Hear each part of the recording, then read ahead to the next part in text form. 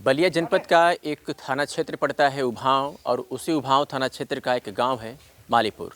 और मेरी मौजूदगी इस वक्त उसी मालीपुर गांव में है, और जिस घर पे मैं मौजूद हूँ ये वो घर है।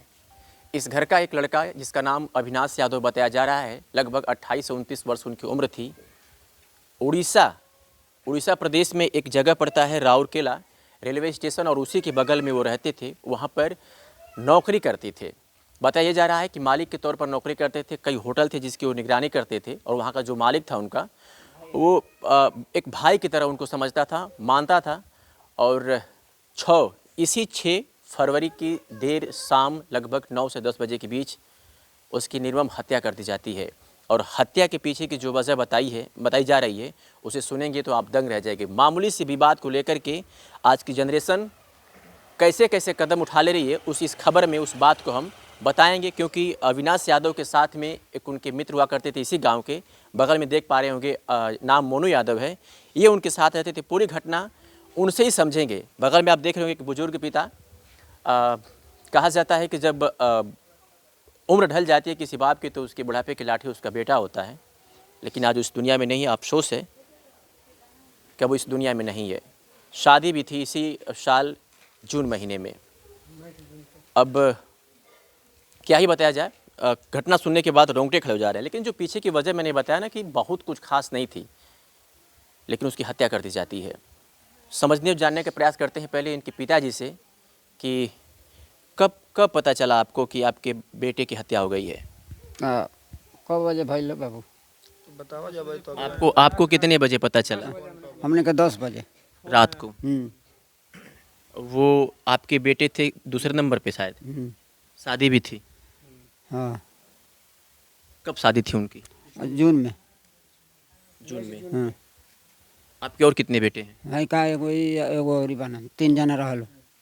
3 लोग हैं। तो बड़े वाले की शादी हो गई थी, इनकी शादी पड़ी थी, और छोटे भैया भी बाना। वहाँ पे हैं। हाँ आपकी लड़कियाँ कितनी हैं? 3 गो। तो कब से बाहर प्रदेश में रहते थे? कितने?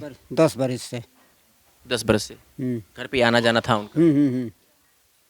मालिको आवत रहना जात रहना, भाई नियर जानत रहना।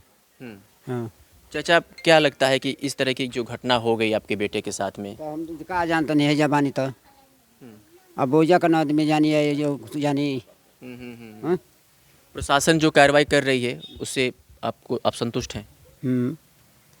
हम बटले मानी तब बोझा बाल तो बटले न मानी।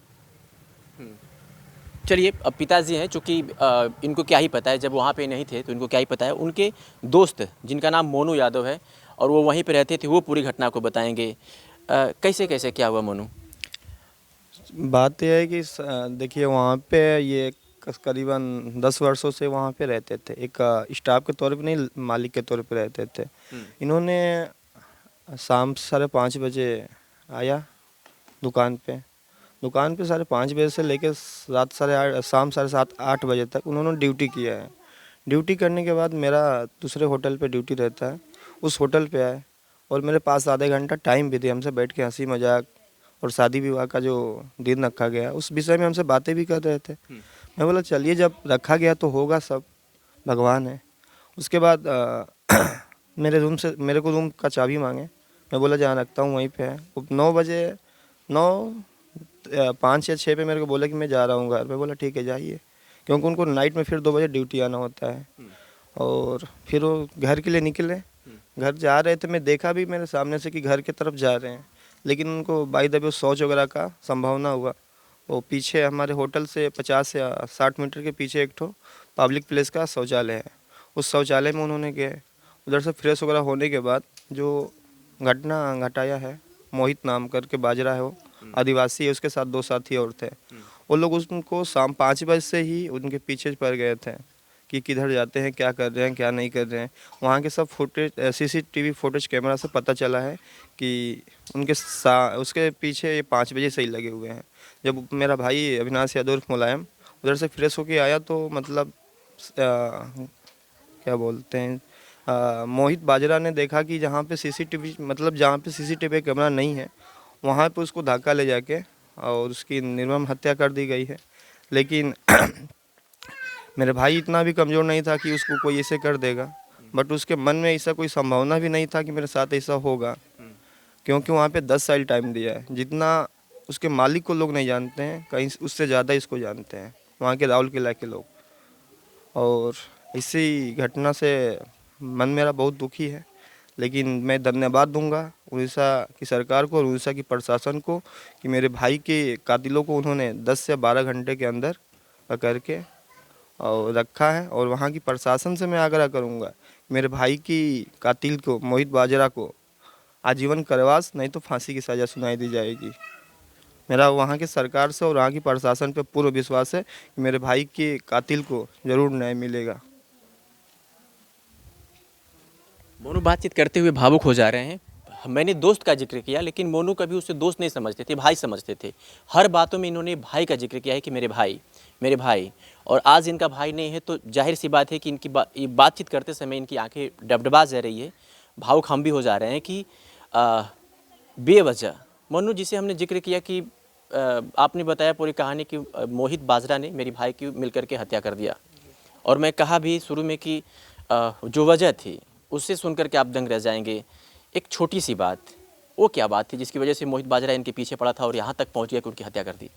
आज से 6-7 महीने पहले एक गणेश पूजा मतलब धूमधाम से हमारे भाई मनाते हैं। भाई का मतलब जो ये अविनाश है ये भी था, उसमें उपाध्यक्ष रहता था। ये 10 साल से वहाँ पे गणेश पूजा का वो उपाध्यक्ष था। धर्मेंद्र भैया जो है मतलब मालिक बेस में है, वो अध्यक्ष रहा करते थे। एक गणेश पूजा का विसर्जन था, उस टाइम विसर्जन में ही एक ठो गाना के लेके तू मैं हुआ। तू मैं का मतलब कि अविनाश बोला कि मेरा गाना बजेगा, वो बोला कि मेरा गाना बजेगा। इसी बात को लेके तू मैं हुआ था। यहाँ तक कि वो सब क्या मतलब मोहित और अविनाश में ही हुआ था।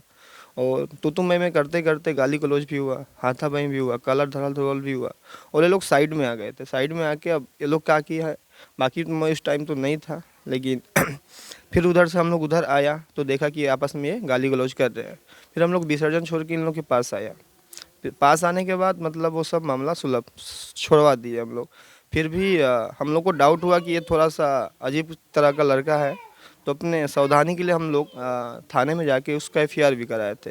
एफआईआर करने के बाद भी वहाँ का फांडी साइड का, हमारा राउर किला का एक तो पुलिस चौकी है फांडी साइड, जहाँ पे हम लोग रहता है, वहाँ का दरोगा आया और इसको बुला के ले गए थाने में, मोहित बाजरा को।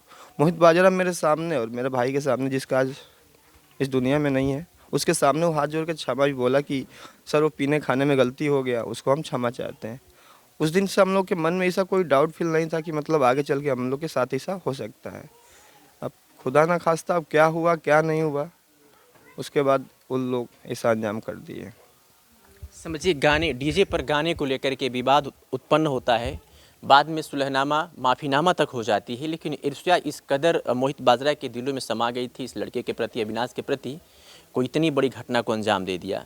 फिलहाल इस खबर के पीछे का जो उद्देश्य था वो यही था कि छोटी छोटी बातों में लोग कहाँ पहुँच जाते हैं, इससे आपको सीख लेने की ज़रूरत है। हमारे साथ इस गांव के एक शख्स मौजूद हैं, उनसे बातचीत करेंगे और उनसे समझने का प्रयास करेंगे कि इस तरह की घटनाएं कैसे हो जा रही हैं। थोड़ा सा भाई सब आगे आइए। गाने को लेकर के, जैसे मोनू ने बताया कि गाने की बात को लेकर के इस तरह का विवाद हो गया और मामला यहाँ तक पहुँच गया, क्या बताना चाहेंगे? बहुत से ऐसे लोग हैं जो प्रदेशों में जा कर के बाहर नौकरी कर रहे हैं, और उनको क्या संदेश देना चाहेंगे इस घटना के माध्यम से? जो प्रदेश में जा रहे हैं, और मैं तो यही कहना चाहता हूँ कि भाई जो वहाँ के लोकल लोग हैं उनसे जो है सतर्क रहना चाहिए, उनसे ज़्यादा उलझना नहीं चाहिए। वो लोग जो है कुछ भी जो बाहर से आए हुए लोग रहते हैं, यूपी बिहार वालों को वो लोग गलत निगाहों से देखते हैं और जो है उनको कुछ अहमियत नहीं देते हैं। उनके साथ जो है झगड़ा लड़ाई करने के बाद जो है, अब देखिए इस लड़के को बिना बेवजह जो है इसको मौत के घाट में उतार दिए। इतनी दर्दनाक घटना हो गई जिस अविश्वसनीय है। तो मैं लोगों से यही कहना चाहूँगा कि भाई सब लोग बाहर जो जा रहे हैं तो वहाँ के लोकल लोगों से जो है हमेशा सतर्क रहिए और छोटी छोटी बातों पे ध्यान दीजिए, और उनसे तो बच के ही रहना है। अपना जाइए, ड्यूटी करिए और चले आइए। अगर वहाँ पे आपको डाउट होता है तो वहाँ से ड्यूटी छोड़ दीजिए वहाँ से, बस। बिल्कुल। इस घर में शादियों की तैयारी थी, घर के लोग उसकी शादी को लेकर के तैयारी कर रहे थे। बातों बात में आप कैमरा मोनू ने बताया कि पैसे की भी आप बात चल रही थी। मोनू ये बता रहे थे कि जब तय हो गई है तो जैसे न तैसे हम लोग करेंगे। शहनाई बजने वाली थी इसी साल के जून महीने में, लेकिन आज इस घर में मातम पसरा हुआ है। बात सिर्फ वही कि डीजे पर ये गाना बजेगा और वो गाना बजेगा। फिलहाल इस पूरी घटना को लेकर के आपकी क्या प्रतिक्रिया हुई कमेंट करके बताइएगा। भाई साहब ने कहा कि अगर आप प्रदेश में नौकरी कर रहे हैं तो छोटी छोटी बातों में उलझे ना, और ख़ास करके जो वहाँ के स्थानीय लोग हैं अगर कुछ बात बोल भी दे रहे हैं तो बर्दाश्त करिए, क्योंकि आपके पीछे सिर्फ आप ही नहीं, आपका पूरा परिवार पल रहा है। वो इस तरह की घटना को अंजाम दे देंगे जिसकी वजह से आपका हंसता खेलता परिवार बर्बाद हो जाएगा। कैमरे के पीछे अनमोल थे, मैं अरविंद। ये रिपोर्ट पूरी आप बलिया के उभाव थाना क्षेत्र के मालीपुर गाँव से देख रहे थे। शुक्रिया।